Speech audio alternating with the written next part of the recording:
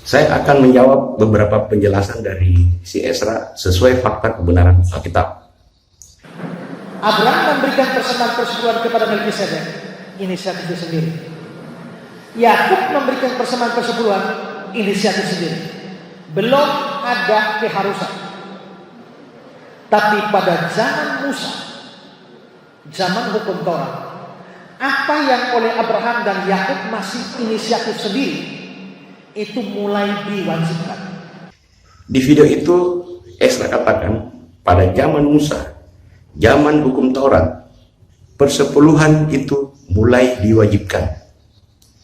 Tapi saya katakan bukan saja diwajibkan, tapi juga bersifat mengikat bagi bangsa Israel. Mari kita baca proses perjanjian hukum Taurat itu antara Allah dan Israel. Kita baca Keluaran 19 ayat 3 sampai 8. Saya bacakan. Lalu naiklah Musa menghadap Allah, dan Tuhan berseru dari gunung itu kepadanya, beginilah kau katakan kepada keturunan Yakub, dan kau beritakan kepada orang Israel, jika kamu sungguh-sungguh mendengarkan firman-Ku dan berpegang pada perjanjian-Ku, maka kamu akan menjadi harta kesayangan-Ku sendiri dari antara segala bangsa. Sebab Akulah yang empunya seluruh bumi. Kamu akan menjadi bagiku kerajaan imam dan bangsa yang kudus. Inilah semuanya firman yang harus kau katakan kepada orang Israel. Lalu datanglah Musa dan memanggil para tua-tua bangsa itu dan membawa ke depan mereka segala firman yang diperintahkan Tuhan kepadanya. Seluruh bangsa itu menjawab bersama-sama, segala yang difirmankan Tuhan akan kami lakukan. Lalu Musa menyampaikan jawaban bangsa itu kepada Tuhan. Jadi dalam proses perjanjian itu dikatakan, setelah Musa menerima firman Tuhan, Musa menyampaikan kepada bangsa Israel, dan bangsa Israel sepakat menjawab segala yang difirmankan Tuhan akan kami lakukan. Di ayat 4 dikatakan tadi, agar bangsa Israel beda dari antara segala bangsa. Mari kita baca Ulangan pasal 5 ayat 1 sampai 3.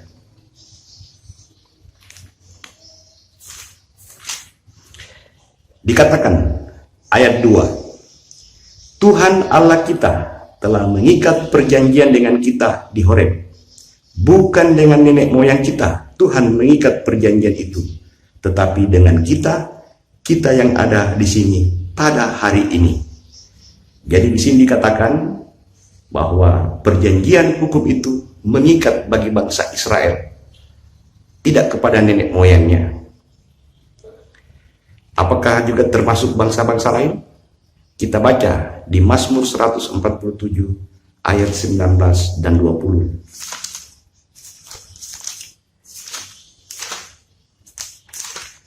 Dikatakan,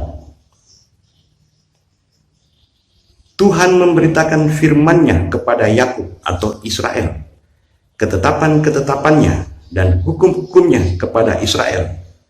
Ia tidak berbuat demikian kepada segala bangsa, dan hukum-hukumnya tidak mereka kenal. Jadi di sini memang bangsa Israel dikhususkan yang bersifat mengikat. Jadi perintah hukum Taurat bersifat wajib dan mengikat bagi bangsa Israel, tidak diberikan kepada nenek moyangnya, termasuk bangsa-bangsa lain. Maliaki 38. Bolehkah manusia menipu Allah?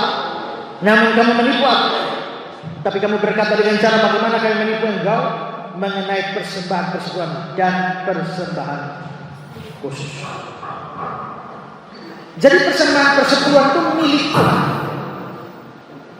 tidak membayangkannya sama dengan mencuri milik Tuhan, merampok milik Tuhan. Di video itu, si Ezra mengutip Maleakhi 3 ayat 8. Si Ezra menekankan soal perampok, pencurian milik Tuhan, sehubungan dengan persepuluhan.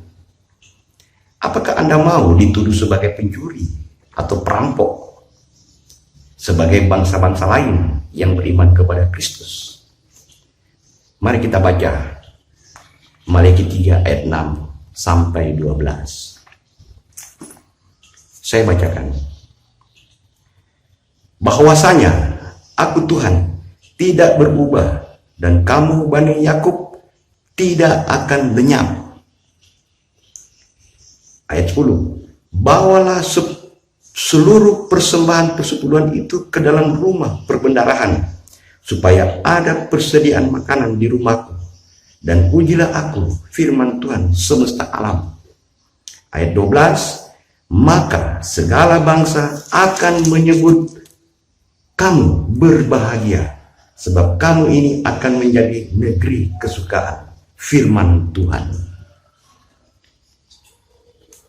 Apakah Ezra bagian dari bangsa-bangsa lain atau bagian dari keturunan Yakub atau Yahudi? Mari kita baca Imamat pasal 27 ayat 30 sampai 34. Demikian juga segala persepuluhan dari tanah, baik dari hasil benih di tanah maupun dari buah pohon-pohonan, adalah milik Tuhan. Itulah persembahan kudus bagi Tuhan. Ayat 32. Mengenai segala persembahan persepuluhan dari lembu, sapi, atau kambing domba, maka dari segala yang lewat dari bawah tongkat gembala, waktu dihitung, setiap yang ke-10 harus menjadi persembahan kudus bagi Tuhan. Ayat 34. Itulah perintah-perintah yang diperintahkan Tuhan kepada Musa di Gunung Sinai untuk disampaikan kepada orang Israel. Apakah Ezra hadir pada saat orang Israel berkumpul di Gunung Sinai?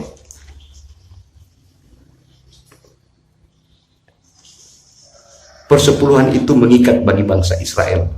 Semua perintah dan ketetapan di bawah hukum Taurat sudah mengikat bagi bangsa Israel dalam perjanjian itu. Apakah si Ezra hadir saat Musa menerima persepuluhan di Gunung Sinai yang mengikat bangsa Israel? Anda jawab sendiri. 1 Korintus 9 12. Kalau orang lain mempunyai hak untuk mengharapkan hal itu dari kamu, bukankah kami mempunyai hak yang lebih besar? Tidak tahukah kamu bahwa mereka yang melayani dalam tempat kudus mendapat penghidupannya dari tempat kudus itu, dan bahwa mereka melayani mezbah mendapat bahagian mereka dari mezbah itu? Demikian pula Tuhan telah menetapkan bahwa mereka yang memberitakan Injil harus hidup dari pemberitaan Injil itu. Kalau andai kata aku melakukan menurut kehendakku sendiri, memang aku berhak menerima upah. Tapi karena aku melakukan bukan menurut kehendakku sendiri, pemberitaan itu adalah tugas penyelenggaraan yang ditanggungkan kepadaku. Di video tersebut, si Ezra mengutip 1 Korintus 9 sebagai alasan para penginjil harus mendapatkan upah. Sangat disayangkan bacaan itu berakhir di ayat 17. Tidak dilanjutkan dengan ayat 18 agar lebih sempurna atau lebih jelas. Mari kita baca 1 Korintus 9 ayat 17 dan 18. Kalau andai kata aku melakukannya menurut kehendakku sendiri, memang aku berhak menerima upah. Tetapi karena aku melakukannya bukan menurut kehendakku sendiri, pemberitaan itu adalah tugas penyelenggaraan yang ditanggungkan kepadaku. Ayat 18. Kalau demikian, apakah upahku? Upahku ialah ini, bahwa aku boleh memberitakan Injil tanpa upah. Jadi Rasul Paulus memberitakan Injil tanpa upah karena atas penyelenggaraan dari Allah atau perintah Yesus. Sesuai dengan perintah Yesus, pemberitaan Injil disampaikan dengan cuma-cuma atau dengan sukarela. Seperti yang ditulis Matius 10 ayat 8, 1 Petrus 5 ayat 1 sampai 4, Wahyu 22 ayat 16 dan 17, 2 Korintus 11 ayat 7. Jadi Rasul Paulus dikatakan di ayat 17 memberitakan Injil sebagai tugas penyelenggaraan dari Allah, bukan atas kehendaknya sendiri. Kalau atas kehendaknya sendiri, semua orang bisa, dari kalangan manapun juga bisa. Seperti Esra menjadi seorang upahan.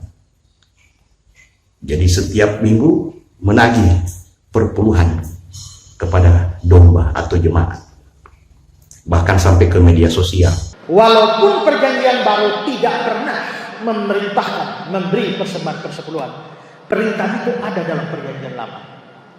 Dan tidak pernah ada satu ayat di dalam perjanjian baru yang menghapuskannya atau membatalkan. Di video itu dikatakan, walaupun perjanjian baru tidak pernah memerintahkan memberi persembahan persepuluhan, perintah itu ada dalam perjanjian lama. Dan tidak pernah ada satu ayat pun dalam perjanjian baru menghapuskan atau membatalkan.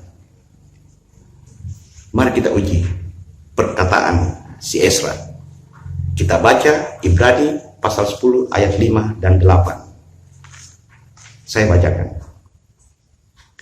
Karena itu, ketika Yesus masuk ke dunia, ia berkata, korban dan persembahan tidak engkau kehendaki. Ayat 8, meskipun dipersembahkan menurut hukum Taurat.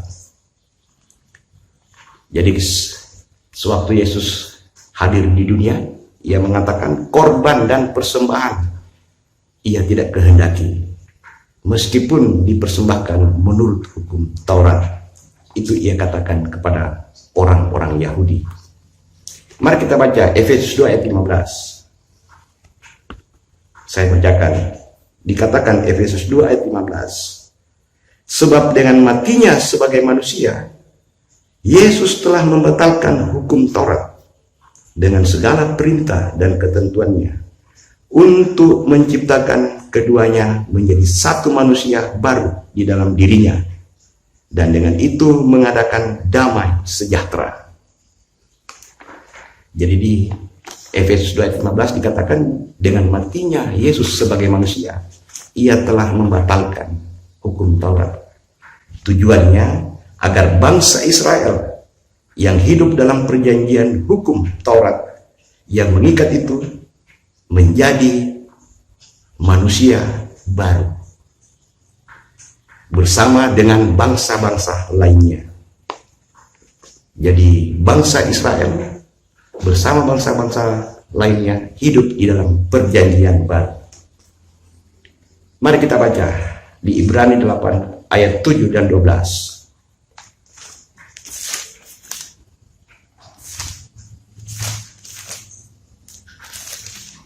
Saya bacakan. Sebab sekiranya perjanjian yang pertama itu tidak bercacat, tidak akan dicari lagi tempat untuk yang kedua. Ayat 8.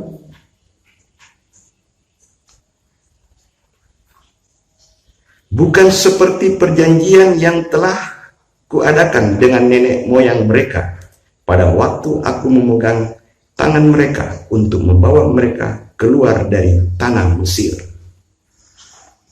Jadi perjanjian baru adalah perjanjian yang diberikan kepada bangsa-bangsa lain, termasuk bangsa Israel yang beriman kepada Yesus. Kita baca di Ibrani 9 ayat 15 sampai 17. Saya bacakan ayat 15-nya. Karena itu, ia adalah pengantara dari suatu perjanjian yang baru, supaya mereka yang telah terpanggil dapat menerima bagian kekal yang dijanjikan. Sebab itu, ia telah mati untuk menebus pelanggaran-pelanggaran yang telah dilakukan selama perjanjian yang pertama. Jadi dengan matinya Yesus, dia membatalkan perjanjian yang pertama itu, yang mengikat bangsa Israel. Walaupun kita tidak dilibatkan di dalam hukum Taurat, kita harus berhati-hati agar tetap waspada. Mari kita baca satu pengingat di Galatia 5 ayat 4. Dikatakan, saya bacakan. Kamu lepas dari Kristus jikalau kamu mengharapkan kebenaran oleh hukum Taurat. Kamu hidup di luar kasih karunia. Jadi bangsa Israel kalau masih mengharapkan hukum Taurat yang mengikat itu, ia lepas dari Kristus dan di luar kasih karunia. Seperti kita juga bangsa-bangsa lain, jangan kita mau terpengaruh dengan ajaran-ajaran yang mengutip ayat-ayat dari hukum Taurat yang tidak patut kita lakukan. Seperti yang dikatakan 1 Timotius 1 ayat 7 sampai 11. Saya bacakan di ayat 7. Mereka itu hendak menjadi pengajar hukum Taurat tanpa mengerti perkataan mereka sendiri dan pokok-pokok yang secara mutlak mereka kemukakan. Ayat 9, yakni dengan keinsafan bahwa hukum Taurat itu bukanlah bagi orang yang benar, melainkan bagi orang durhaka, bagi orang laling, bagi orang fasik, bagi orang duniawi dan yang tak beragama, yang bertentangan dengan ajaran sehat. Jadi hukum Taurat dulu diberikan kepada bangsa Israel karena perbuatan bangsa Israel yang tidak benar.